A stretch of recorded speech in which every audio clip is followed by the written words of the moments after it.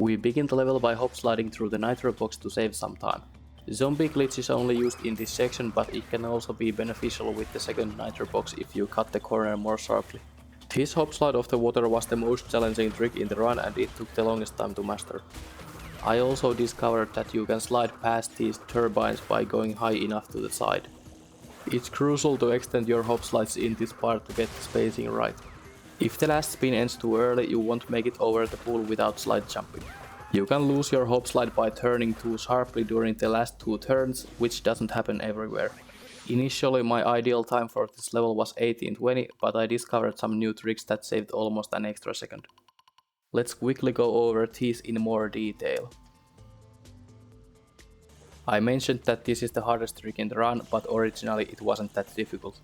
My initial method for this hop slide involved 2 slide spins in the water to reach the other side because I thought 1 slide wouldn't be enough. Once you stop in these pools, you can't slide or spin anymore.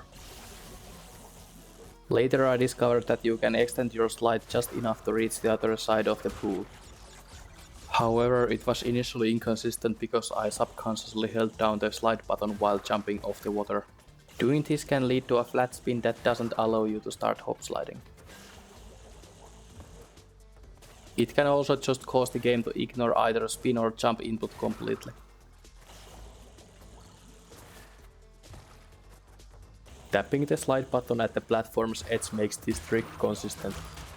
When I land the hop slide, you see me go around this rat rather than going straight to the middle. This seems slower and I could manipulate the cycles to go through the middle. However, going around is actually faster because I'm already moving left when I break the boxes. This allows me to keep moving forward and the last box breaks after I have already passed it. If I hop slide straight to the boxes, I would be stuck for a moment. Trying to keep moving in this case causes you to miss the second box. Here you can see a comparison between these 2 strategies. The second significant time save was hop sliding through these turbines. It doesn't save much time with the first turbine due to decent spacing between slides and spins. The alternative strategy is jumping and starting a new hop slide immediately. As you can see, it isn't that much slower here. However, with the second turbine it saves a considerable amount of time because the spacing is so unfavorable. You will get stuck at the turbine's edge and you can't get over it with a jump. If sliding over wasn't an option, you would need to run up to this turbine, which is terribly slow.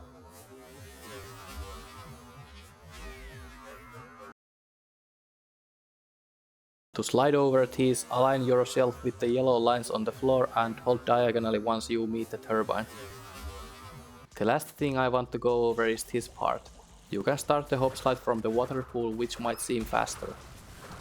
However, by starting it from the left side of the pipe, your initial jump gets you so far into the pipe that the other strategy has no chance to be faster.